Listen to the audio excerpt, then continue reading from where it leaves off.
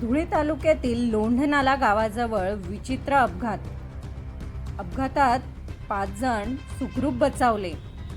पहा नेमकं काय झाले। धुळे सुरत महामार्गावर आज एक धक्कादायक अपघात घडला असून सुदैवाने मोठी जीवितहानी टळली आहे। धुळे तालुक्यातील लोंढनाला गावाजवळ लाकडाने भरलेला भरधाव ट्रकने एका कारला जोरदार धडक दिली। धडकेनंतर ट्रकने कारला तब्बल 50 फुटांपर्यंत फरफटत नेल्याची प्राथमिक माहिती समोर आली आहे।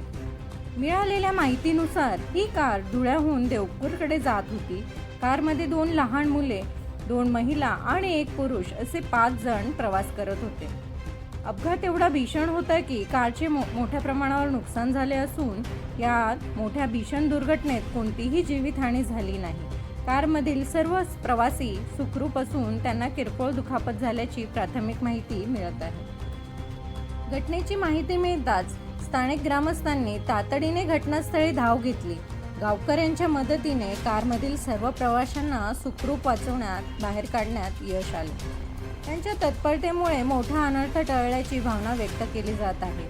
दरम्यान अपघाताचे नेमके कारण स्पष्ट झाले नसून पोलिसांकडून अधिक तपास सुरू आहे।